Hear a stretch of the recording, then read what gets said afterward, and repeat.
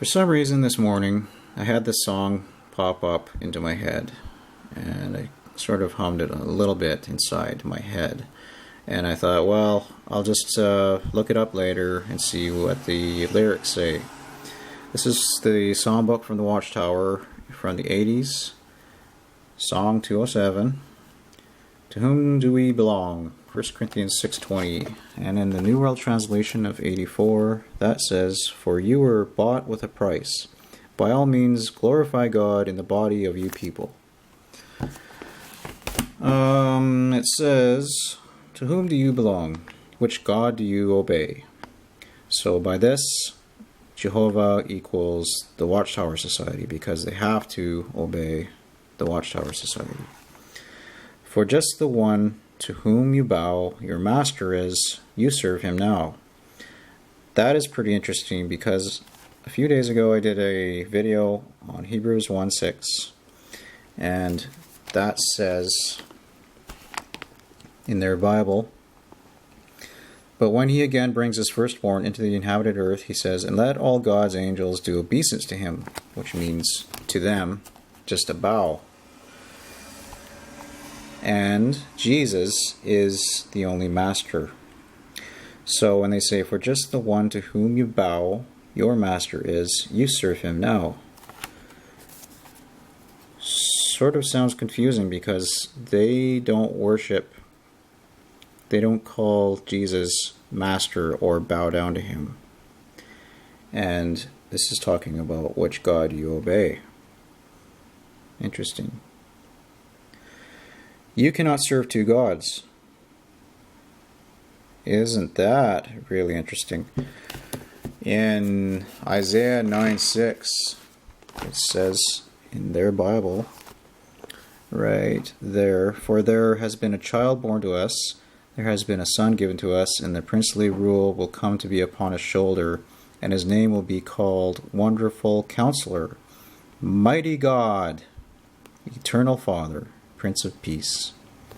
So this is the prophecy which came true of Jesus, God manifest in the flesh, 1 Timothy 3:16.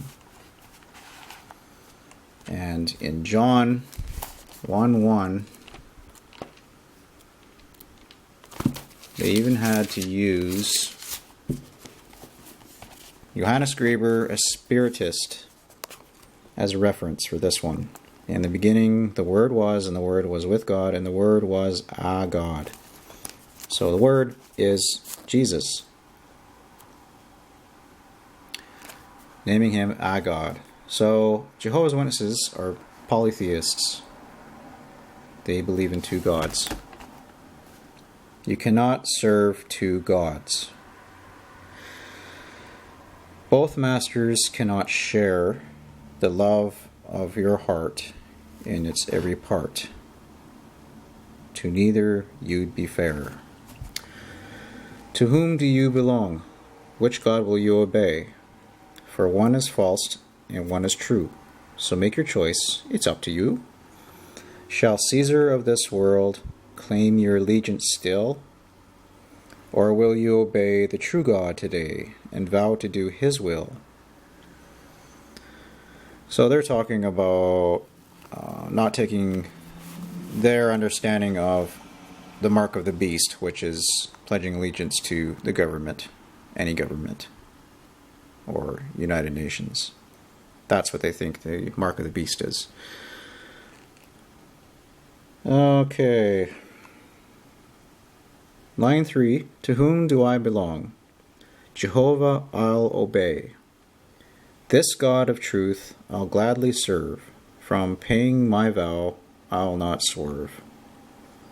So when you dedicate yourself to God in this organization, you're dedicating yourself to the organization, which they called the Spirit-Directed Organization.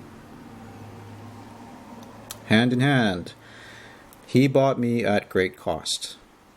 I've ceased from serving men. Really? Well then, who's the governing body? The death of his son, my ransom has won. I'll not turn back again. No, you dare not. Don't leave the cult. To God we do belong. There's no uncertainty. The unity that he foretold, we now experience in his fold. Jehovah's Witnesses aren't in the body of Christ because they aren't spirit-filled.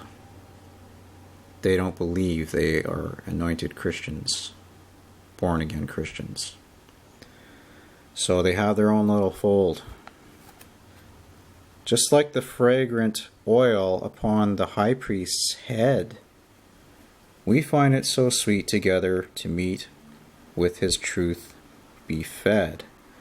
So are they saying that the governing body, the faithful and discreet slave, are like high priests who are being anointed with this oil and being fed with their truths?